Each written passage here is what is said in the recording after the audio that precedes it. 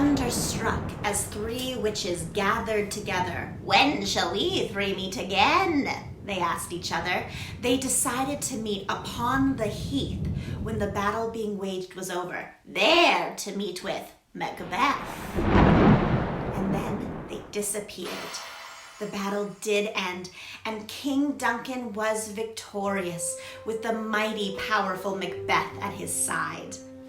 Macbeth and Banquo were walking through the forest, headed to the king's castle to celebrate, when they came upon the three weird sisters. "Hail, Macbeth!" they called to him. They told him that one day he would be king. Then they greeted Banquo and let him know that one day his descendants would be kings, although he never would be. Then the three witches disappeared. Banquo and Macbeth continued on towards the castle. They were perplexed and confused by what the witches had told them. When they arrived at the castle, they saw King Duncan, very much alive, and they celebrated their great victory with their king. King Duncan was so thankful for Macbeth for his incredible fighting during the battles that he heaped so many treasures onto his favorite soldier. Meanwhile, Lady Macbeth had received a letter written to her by her husband. He let her know what the witches had told him. She became excited. She could feel the crown upon her head, and she wanted to do whatever she could to help her husband gain it. "Come, spirits," she called, summoning the spirits to make her brave. Just then, a messenger came to let her know that Macbeth and the king would be coming to have dinner at the castle tonight. She took a deep breath and thought about what she would need to do to make her husband king. Just then, Macbeth came home, and the two of them began to plan. They decided that they didn't want to wait till Duncan died of natural causes, so they would have to be the cause. After dinner, King Duncan retired to his bedchambers for a wonderful evening's sleep. Macbeth was working up the courage to do what he needed to do. In the passageway, he was getting so scared that he began to see things. "Is this a dagger I see before me? Come, let me clutch thee." He reached out for the dagger in front of him, and it disappeared and then reappeared again. "I have thee not, and yet I see thee still," Macbeth lamented. Then the clock tolled. Macbeth took a deep breath and went to do the gruesome deed. Afterwards, Macbeth went down to the kitchens to clean the blood from his hands. Lady Macbeth was there, and she helped him clean his hands. "A little water clears us of this deed," she said, and the two of them went to bed. Suddenly, there was a knock at the door. Macduff had come to the castle to pay his respects to the king. When he went to the king's bedroom, he found him slain, and he raised the alarm. The king's sons, Malcolm and Donalbain, fled for fear that they might be next. Macbeth was named king that evening. As Macbeth wore the crown, he quickly became worried that he might not be able to keep it. He became worried that his friend Banquo might try to put his own children on the throne.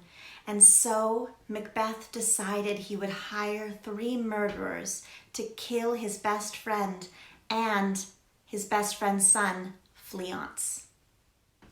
The 3 murderers surprised Banquo and Fleance. They quickly managed to kill Banquo, but Fleance fled. He ran far, far away to safety. Meanwhile, Macbeth was throwing a great dinner party. When he went to sit at his seat at the table, there he saw Banquo, and he was so scared. His conscience was getting the best of him, and he fled back to his rooms. Lady Macbeth was left to smooth things over with their guests. Malcolm, King Duncan's eldest son, had fled to England. There he met up with Macduff. The two of them discussed the weird circumstances around the king's death, and if Macbeth was a tyrant or not. They began to make plans to see if they could do anything about this situation.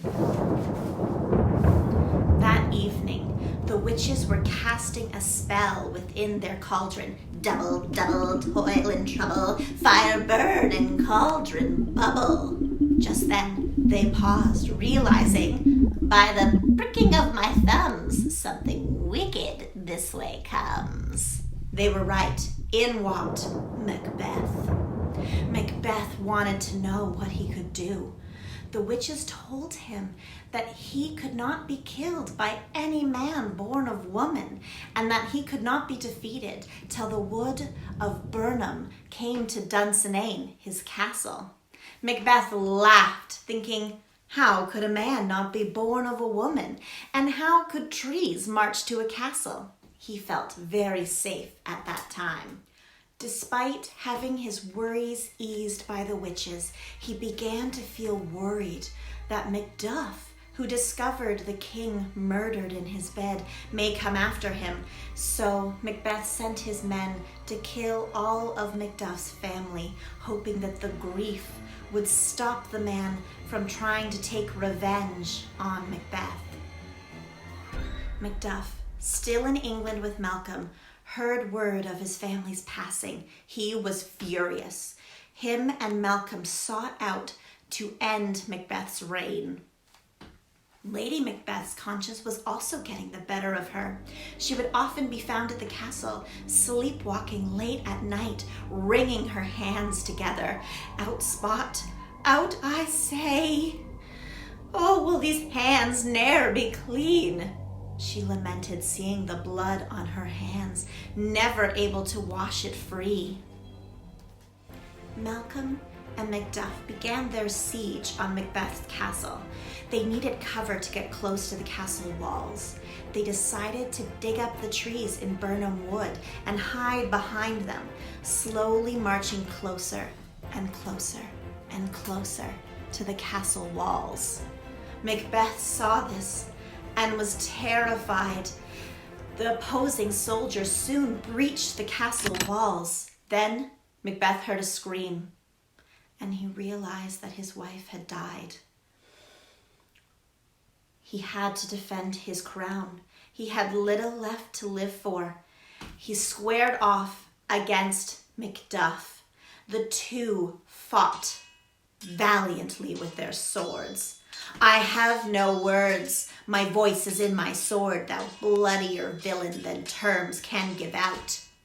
Macduff spat at Macbeth. Macbeth laughed at Macduff and let him know that no man born of woman could ever kill him. Macduff smiled a bitter smile and let Macbeth know that he was born of Caesarean section, so not born of his mother. They fought again, and Macduff was victorious, killing Macbeth and ending his tyranny. Malcolm became King of Scotland that day. But what of Banquo? What of the witch's premonition for him? Well, his descendants did one day become King of Scotland and England, because Banquo's descendant was James VI of Scotland and James I of England. The end.